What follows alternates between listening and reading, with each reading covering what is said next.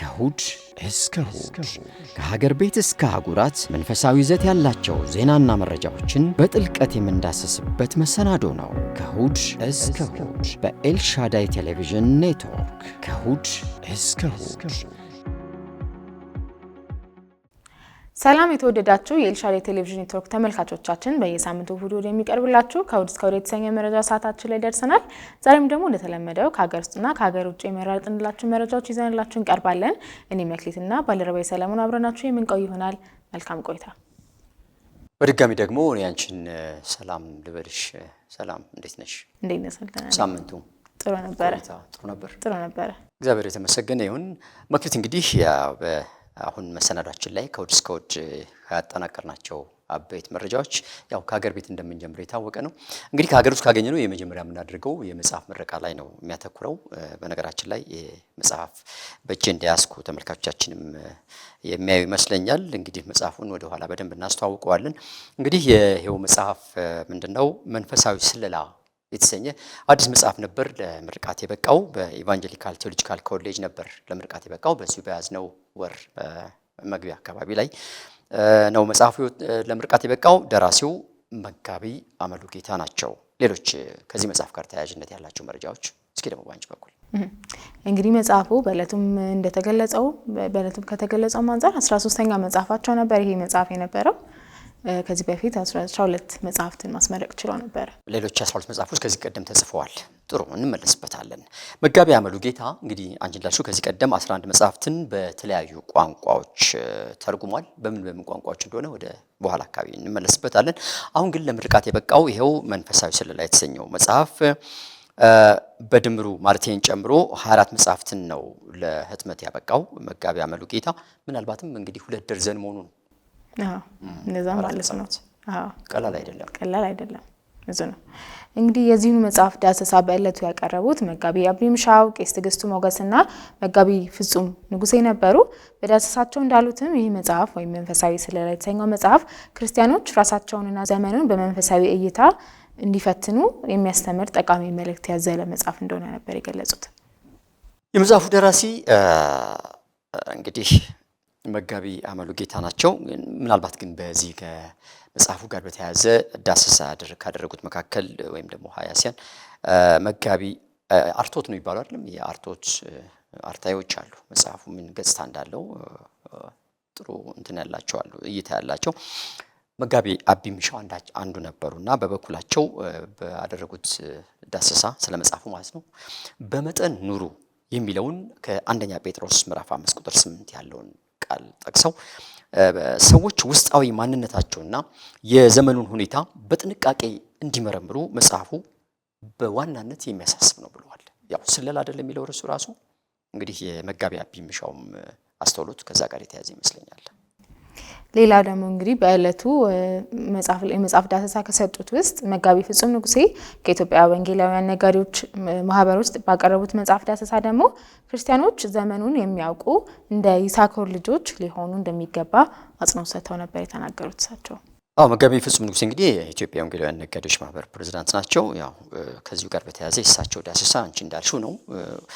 ሌላው እንግዲህ በመጽሐፉ ምረቃ መርሃ ግብር ላይ ደግሞ መጋቢና ዘማሪ ዮሴፍ በቀለም በዝማሬ ያገለገለ ሲሆን በእለቱ መጽሐፉን አንብበው የተጠቀሙ ሰዎችም እግረ መንገዳቸውን ስለ መጽሐፉ ያላቸውን አስተያየት በወፍ በረር አጋርተዋል።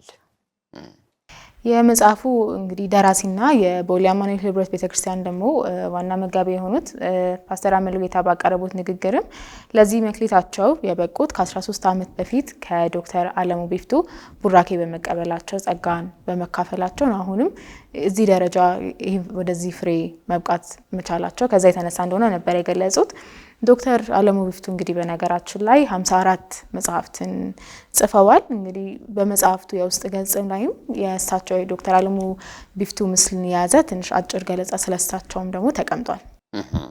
ምናልባት መክሊት እንደው የዶክተር አለሙ ቢፍቱን በመጽሐፍ ህትመት ቁጥር ብዛት ማለት ነው የሚቀድማቸው ይኖራል ብለሽ ትገምቻለሽ? 54 መጽሐፍ 54 መጽሐፍ የአንድ ሰው እድሜ ማለት ነው። ምን አይነት ልብ ነው ልበልሽ? ምን አይነት አእምሮ፣ ምን አይነት ልብ! ትልቅ ተሰጥኦ ነው። በእውነት በጣም የሚመሰገኑ ናቸው። አርያነታቸው በጣም ትልቅ ቦታ አለው ብዬ አስባለሁ።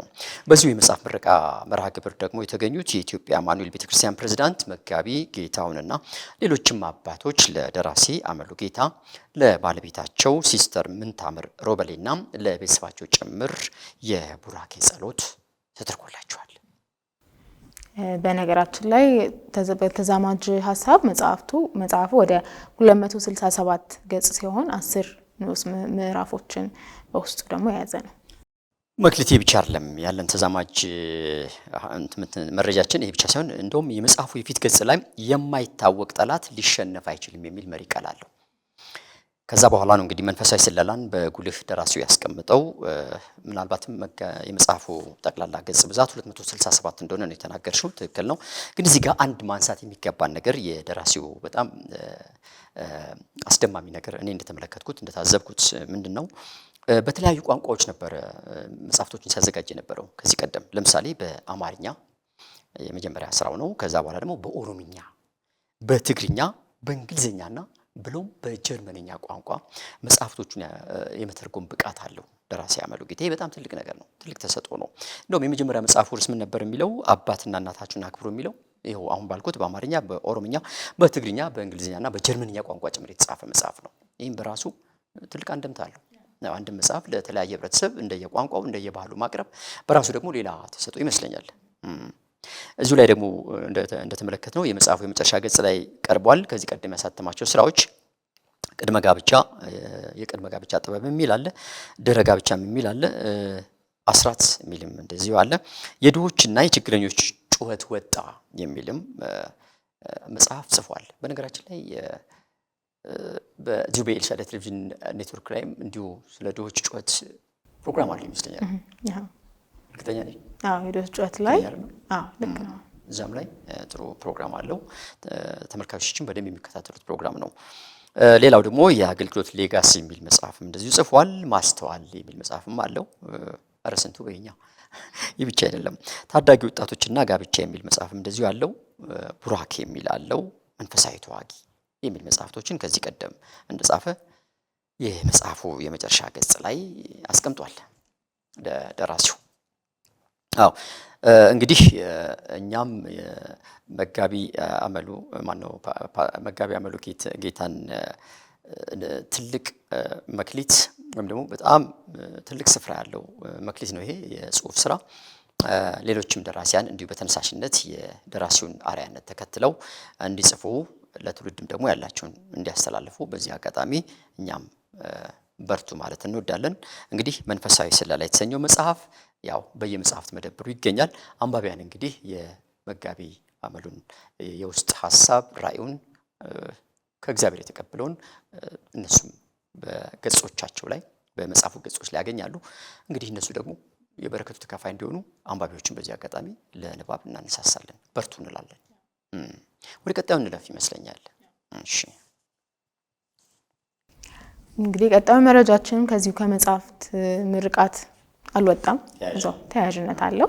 በአናስሞስ አሳታሚ የተዘጋጁ 3 መጽሐፍት ሰኔ 21 ቀን 2018 ዓ.ም ነበረ በኢትዮጵያ ስነ መለኮት ድህረ ምረቃ ትምህርት ቤት ወይም ደግሞ በኤገስት ለምረቃ ይበቁት። እንግዲህ እንዳልሽው የቀጣዩም ዜናችን መረጃችን ከዚህ ጋር የተያያዥነት አለው። በነገራችን ላይ ግን ቀደም ሲል እንደው ድሮ ልበል ሊወጡ የነበሩት እንትኖች ነበር፣ ሲዲዎች፣ የመዝሙሩ አልበም ነበር በአብዛኛው ትውውቅ የሚደረገው ማስታወቂያው የሚሰራው። አሁን ደግሞ የመጽሐፍት ስራ ላይ ደራሲዎች እየበረቱ ነው። የደራሲዎች ብር አልነጠፈም ማለት እንችላለን።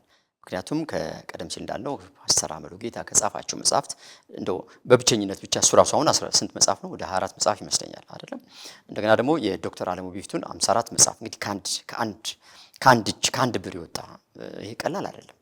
ከዚህ ጋር ተያይዞ ደግሞ ሌሎችም ደራሲዎች፣ ወጣት ደራሲዎች እንደዚሁ ጸሐፊዎች አሉ። እነሱም እንግዲህ አሁን እየተነሳሱ ነው ያሉት።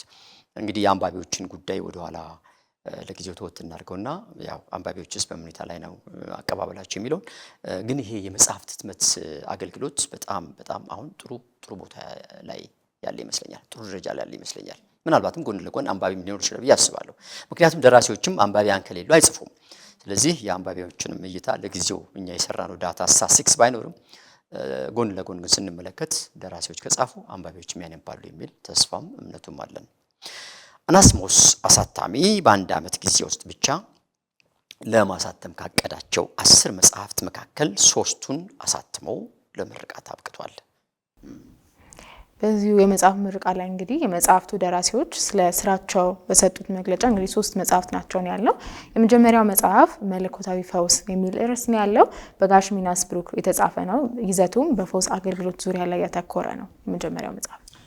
ሌላው እንግዲህ አናስሞስ አሳታሚ ደግሞ ከምርቃት ካበቃቸው ሁለተኛው መጽሐፍት መክሊት ምንድነው በአክሊሉ ኩማ የተጻፈ መጽሐፍ ነው። መንፈስ ቅዱስ በሉቃስ በሚል ርዕስ ለአንባቢያን የበቃ አዲስ መጽሐፍ ነው። ይዘቱ በሉቃስ ወንጌልና በሐዋርያት ሥራ ውስጥ የመንፈስ ቅዱስ ሚናን በስፋት የሚያብራራ መጽሐፍ ነው። ሶስተኛው መጽሐፍ ደግሞ ወላድ ቃላት ይሰኛል። በህያብ ሂሩን የተጻፈው እንግዲህ ይዘቱ ደግሞ በስነ መለኮት ላይ ወሳኝ የሆኑ ቃላትን የሚያብራራ ነው። ለቤተክርስቲያንና እንደ ሙዳየ ቃላት ማብራሪያ ለመጠቀሚያ እንደሚሆን ደግሞ ተገልጿል። በነገራችን ርዕሱ ራሱ እኮ ሳቢ ነው። ወላድ ቃላት ሲል እንግዲህ አንዳንድ ቃላት በራሳቸው ማብራሪያ ይፈልጋሉ። ስለዚህ እንግዲህ ከመንፈሳዊ ይዘት ያላቸው እንደ መጽሐፍ ቅዱስ በጣም አንዳንድ ቃሎችን በደንብ ዲቴል ማብራራት የሚችል መግለጽ የሚችል እንደ ኮንቴክስቱ እንደ ይዘቱ እንደ አውዱ በጣም ትልቅ አገልግሎት ነው የሚሰጠው። ይሄ እንደውም አይደለም ለአንባቢያን ብቻ ሳይሆን ለስነ ምልክት ኮሌጆች ለማሰልጠኛዎች ሁሉ በጣም ጠቃሚ ይመስለኛል። መጽሐፉ በራሱ የራሱ እንደዚህ አይነት እንትን ይኖራል። ይህንን የመጽሐፍ ምረቃ መርሃ ግብር ደግሞ የከፈቱት ዶክተር ተካለኝ ዱጉማ የአናስሞስ አሳታሚ ዳይሬክተር ነበሩ። በእንኳን ደህና መጣችሁ መልእክታቸው ያሉት ምን ነበር? መጽሐፎቹ ለኢትዮጵያ ቤተክርስቲያን የእውቀት የእምነትና የአገልግሎትም ስጦታ ናቸው ብሎ ነበር የአናስሞስ አሳታሚ ዳይሬክተር። እንግዲህ አናስሞስ አሳታሚ ደግሞ ለኢትዮጵያ ቤተክርስቲያን ጥራት ያላቸው መጽሐፍትን በማቅረብ እየሰራ ያለ ነው። እንግዲህ ከዚህ ቀደም ወደ 12 መጽሐፍትን አዘጋጅቶ ለንባብ ማቅረብ ችሎ ነበር። እንግዲህ በሀገራችን እንዲህ አይነት አሳታሚዎች መኖራቸው ይበል የሚያሰኝ ነው። ምናልባትም እኔ ካለኝ መረጃ ቀደም ሲል እንደ ራዕይ መጽሐፍ አሳታሚዎች አሁን እሱ ይኑር አይኑር እንግዲህ ምናልባት ጠለቅ ያለ መረጃ ባይኖረኝም ጋሽ ሚሊዮን በለጠ ያቋቋሙት ድርጅት እንዲህ አይነት የህትመት ድርጅቶች ተቋሞች መኖራቸው በጣም ጥሩ ነው። አሁን አናስሞስ አሳታሚ በተመሳሳይ የደራሲዎችን ውጤት ስራ ያው ለገበያ እያቀረበ ማለት ለንባብ እያበቃ ነው። ስለዚህ ሊመሰገን ይገባዋል። ከዚህ መርሃ ግብር እንግዲህ ባሻገር በቀጣይም 10 መጽሐፍትን ለንባብ ለማቅረብ ይኸው አሳታሚ ተቋም በዝግጅት ላይ መሆኑን እኛም ባገኘነው መረጃ ማወቅ ችለናል። እንግዲህ እንደ አናስሞስ ያለ አሳታሚ ያለ ተቋም እንደ አናስሞስ ያለ አሳታሚ ድርጅት መኖሩ እግዚአብሔርን ልናመሰግን ይገባ። ምክንያቱም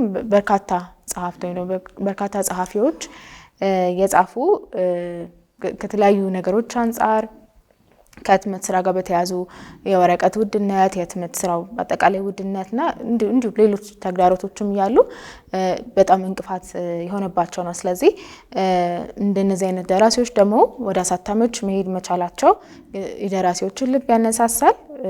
በዚህም የተነሳ ነው አናስሞስ ይደግ ይመንደግ የሚያስብል ተቋም ያሰኘዋል። እኛም ብለናል፣ እኔም ብያለሁ። እንግዲህ አናስሞስ አሳታሚና ሌሎችም መሰል ተቋሞች ካሉ የደራሲዎችን ስራ እንዲህ ለአንባቢያን ከማቅረብ ጎን ለጎን ራሱን የቻለ ትልቅ አገልግሎት ነው፣ ትልቅ ቦታም አለው። እኛም ይደግ ይመንደግ እንላለን። በዚሁ ይቀጥሉ። ኢትዮጵያውያን ጸሐፍትና ደራሲያን ደግሞ በእግዚአብሔር መንፈስ ምሪት ለትውልድ ልታስተላልፉ የጸነሳችሁትን ራዕይ እንደ አናስሞስ አሳታሚዎች ወዳሉ አሳታሚዎች ጎራ ብትሉ ህልማችሁን ያዋልዱላችኋል እንላለን። አይመስልሽም? እንግዲህ አንባቢያንም ጸሐፍትም አሳታሚዎችም ከእግዚአብሔር ወደ ሰው ልጆች ሁሉ እንዲደርስ ከሰማይ የተለቀቀውን ሐሳብ ወደ ሰዎች ለማድረስ በርቱ። ከኤልሻዳይ ቴሌቪዥን ኔትወርክ የኔና ያንቺ መልእክት ነው። ወደ ሌላው ዜና እንለፍ። እንግዲህ ከመጽሐፍት ምርቃት ወጣን በልና ደግሞ ወደ ሌላ መረጃችን እንለፍ። የባህር ዳር ፍኖተ ሙሉ ወንጌል አማኞች ቤተክርስቲያን የአገልግሎት ህንጻ የመሰረተ ድንጋይ የማስቀመጥ መርሃ ግብር እንግዲህ በያዝነው ወር ተካሂዶ ነበር። ይህም ጥሩ ዜና ይመስላል። እንግዲህ መክሊት መጽሐፍ ህትመቱም የመዝሙር የሲዲም ህትመቱም ወይም ደግሞ ምንድነው የአልበም የመዝሙር በለው እንዲህ አይነት ነገር በመዝሙር ይሁን በቃል ይሁን የቤተክርስቲያን ህንጻዎች ዘመናዊ ህንጻን በመገንባት ይሁን በተለያየ ዘርፍ ብቻ ወንጌልን ለማራመድ ወንጌልን ለማስፋፋት የሚደረገው በግራም በቀኝም የሚደረገው እያየን ያለነው ነገር እጅግ በጣም በሀገራችን ላይ በኢትዮጵያ ተነሳሽነቱ በጣም እየጨመረ ነው ያለው። ለፍጥረት ሁሉ ወንጌልን ለማድረስ እንግዲህ በየአቅጣጫው ሁለንተና የሆነ ስራ እየተሰራ ነው። ጥሩ ይመስለኛል። በጣም ደስ የሚያሰኝ ነው። እንግዲህ አንቺ እንዳልሽው የባህር ዳር ፍኖተ ሙሉ ወንጌል አማኞች አዲስ የምታስገነባው ህንጻ ለሁለንተናዊ አገልግሎት የሚውል ዘመናዊ ህንጻ መሆኑን ነው የተነገረው። የመሰረት ድንጋዩን በክብር እንግድነት ያስቀመጡት የኢትዮጵያ ሙሉ ወንጌል አማኞች ቤተክርስቲያን ምክትል ፕሬዝዳንት የሆኑት መጋቢ ለወየው ስንሻው ነበሩ። መጋቢ ለወየው እንግዲህ ባደረጉት ንግግር ግንባታው ሲጠናቀቅ በባህር ዳርና አካባቢው የሚሰጠውን የወንጌል አገልግሎት ለማጠናከር ከፍተኛ ሚና እንደሚኖረው ተናግረዋል። እውነት ነው። እንግዲህ የባህር ዳር ፍኖተ ሙሉ ወንጌል አማኞች ቤተክርስቲያን የዛው የቤተክርስቲያኒቷ መጋቢ አስማማው ይባላሉ። እሳቸው በበኩላቸው ባደረጉት ንግግር ምንድን ያሉት ፕሮጀክቱ ባለ 8 ወለልና ባለ 3 ወለል ሌሎች 2 ህንጻዎችን የሚያካትት ሲሆን ከ4000 ሰዎች በላይ መያዝ የሚችል የቤተክርስቲያን ዘመናዊ ህንጻ እንደሚገነባ ነው የተናገሩት። ምናልባት ቀደም ሲል እንዲህ ከህንጻ ግንባታ ጋር በተያያዘ እንደው በጣም ጎልቶ የሚወጣው የሆቴሎች ግንባታ ይመስለኛል ወይ ደግሞ እንዲህ አንዳንድ ከንግድ ጋር የተያያዙ እንትኖች ኮንስትራክሽን ነው በአብዛኛው እንግዲህ እኛ ካለን ከምናየው። ግን አሁን ላይ እንዲህ ከቤተክርስቲያን አኳያ ስንመጣ በርካታ የቤተክርስቲያን ህንጻዎች እየተገነቡ ነው ያሉት ሊያውም በዘመናዊ መልኩ። እንግዲህ አስቢ ባለ 8 ወለል ነው አሁን የባህር ዳር ፍኖተ ሙሉ ወንጌል የምታስገነባው። እሱ ብቻ አይደለም፣ ጎን ለጎን ደግሞ ሌሎች 2 ህንጻዎችን ባለ 3 ወለል ህንጻዎችን ታስገነባለች።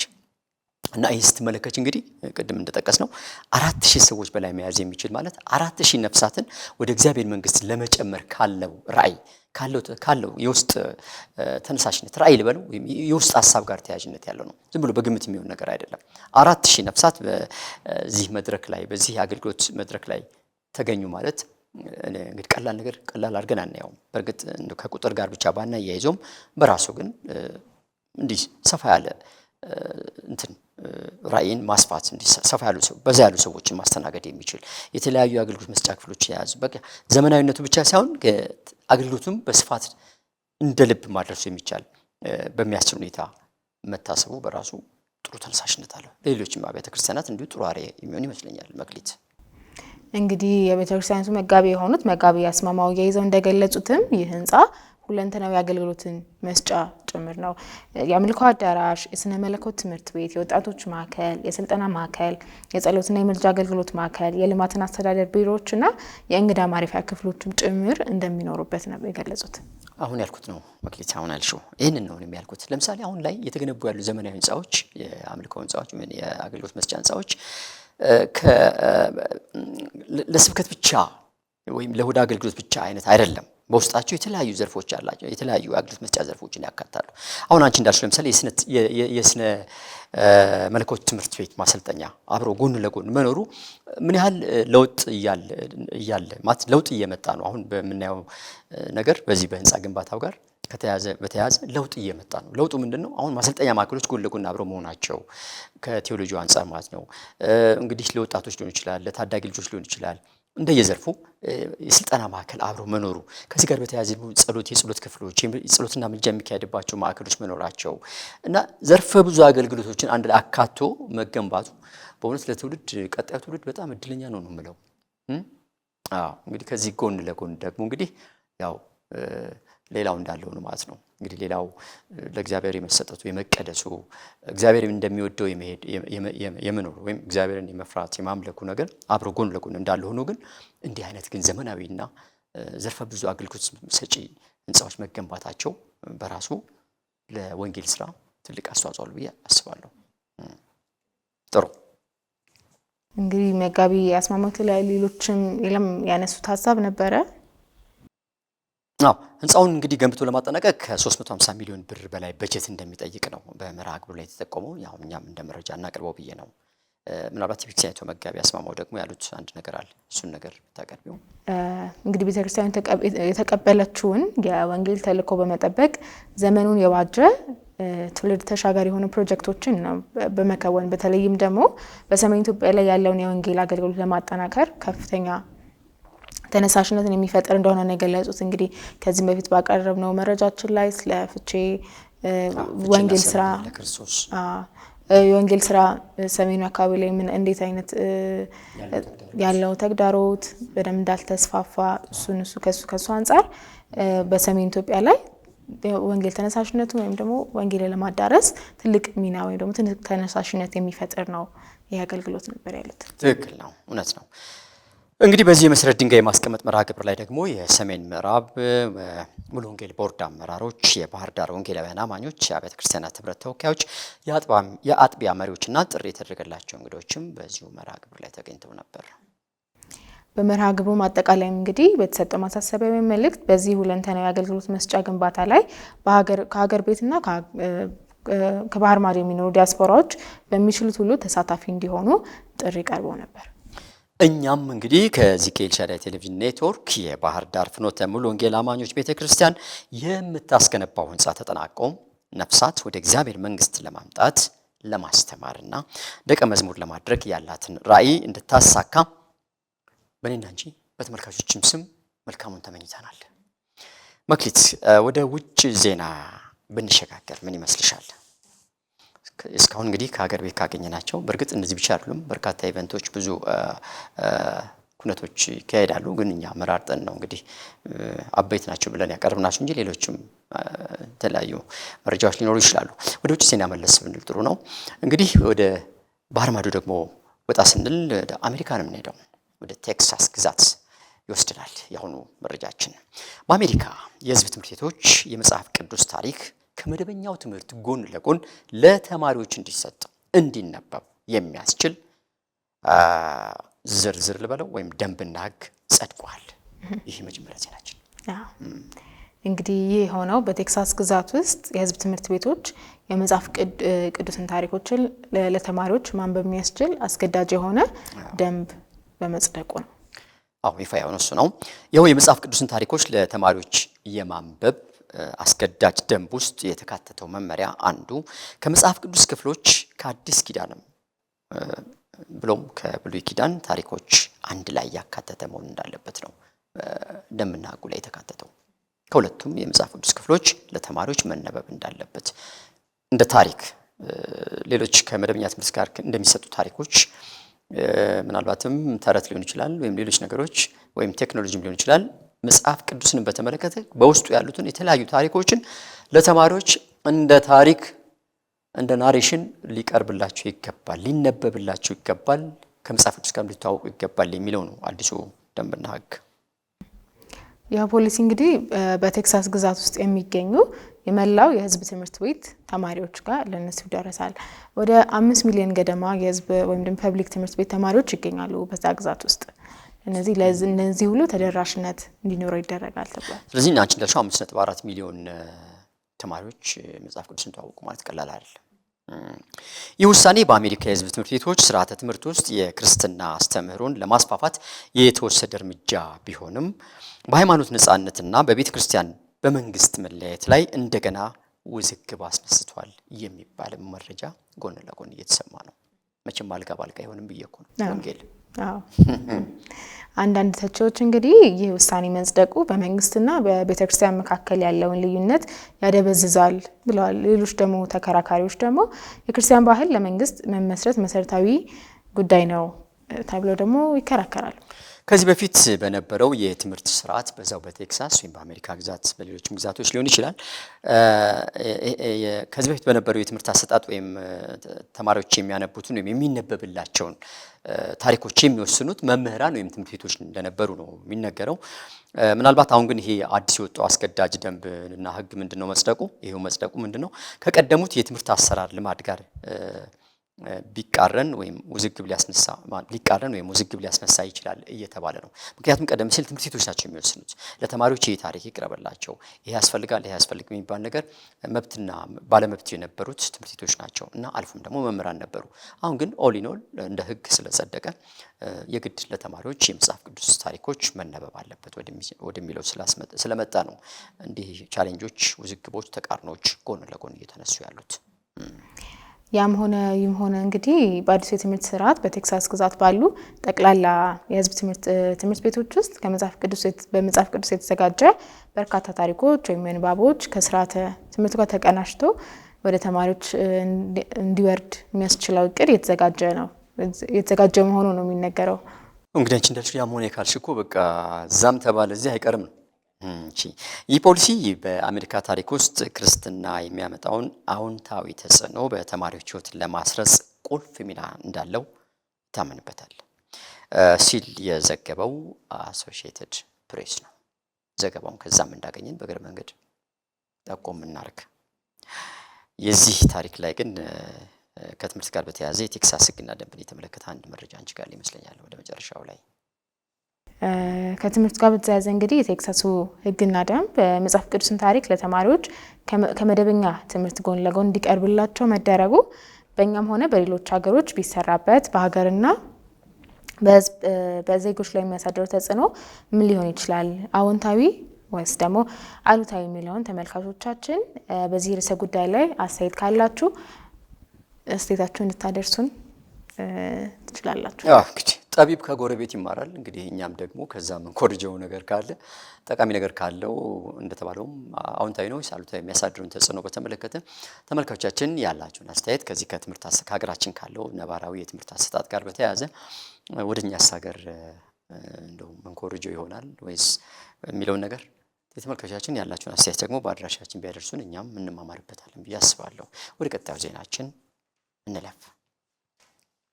ሌላው እንግዲህ አሁንም ከዚህ ከመጽሐፍ ምርቃት ወደ ህንፃ ግንባታ ገብተን ነበር። አሁን ቀደም ሲል አሁን ደግሞ እዚህም በውጭ መረጃችን ላይ ደግሞ ምንድን ያገኘነው አዲስ መንፈሳዊ ፊልም ደግሞ ሊመረቅ ነው። መክሊት አዲስ መንፈሳዊ ፊልም ለገበያ ቀርቧል የሚል ወሬ የዓለምን ትኩረት እየሳበ መጥቷል።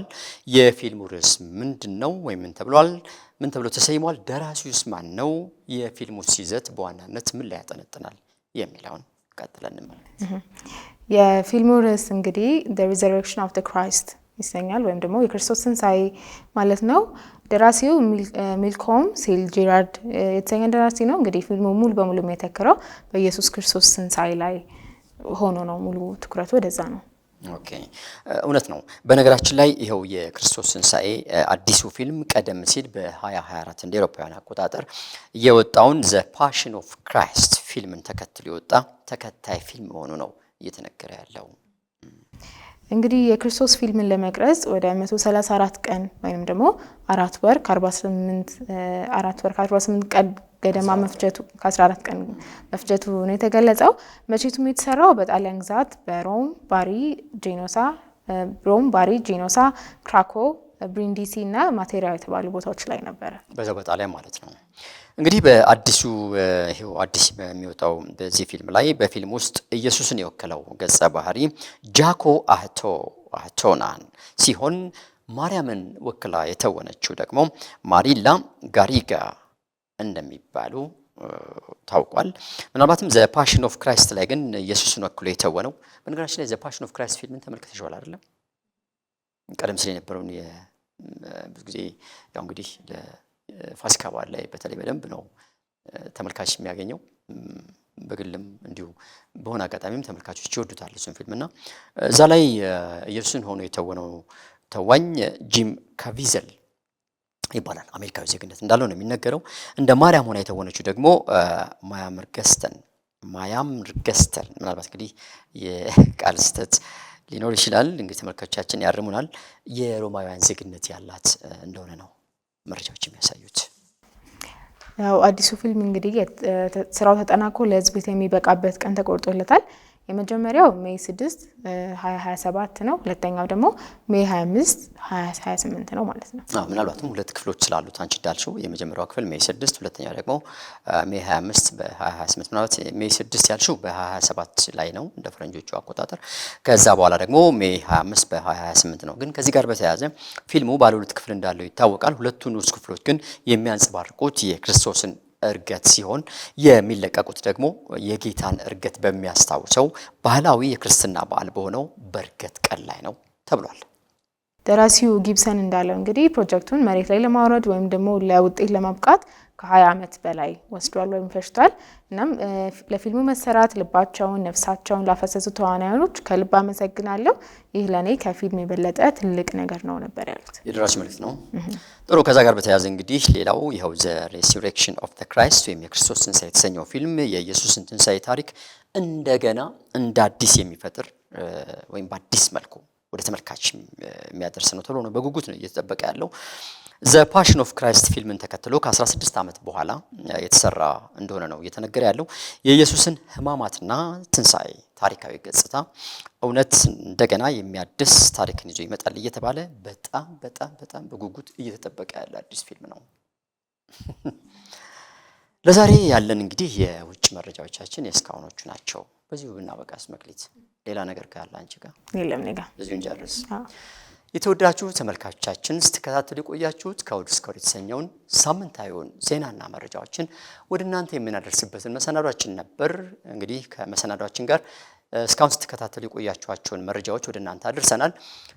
ከፕሮግራሙ ጋር እኔ ሰለሞን ተክለጻድቅና መክሊት አመሉ በጋራ ከእናንተ ጋር ቆይተናል። ተመልካቾቻችን በነገራችን ላይ ስትከታተሉት የነበሩትን የተለያዩ መረጃዎች በዚሁ በኤልሻዳይ ቴሌቪዥን ኔትወርክ የዩቲዩብ ቻናል ላይ ማግኘት እንደምትችሉ ከወዲሁ ልናስታውሳችሁ እንወዳለን። በቀጣይ ሌሎች የኤልሻዳይ ቴሌቪዥን ልዩ ልዩ ፕሮግራሞች እንድትከታተሉ ከወዲሁ ጋብዘናችኋል። በእኛ በኩል በዚሁ ቋጨን። ሳምንት በሌሎች መሰናዶች እንገናኛለን። እስከ ሳምንት፣ ሰናይ ሳምንት። ከእሁድ እስከ እሁድ ከሀገር ቤት እስከ አህጉራት መንፈሳዊ ይዘት ያላቸው ዜናና መረጃዎችን በጥልቀት የምንዳሰስበት መሰናዶ ነው። ከእሁድ እስከ እሁድ በኤልሻዳይ ቴሌቪዥን ኔትወርክ። ከእሁድ እስከ እሁድ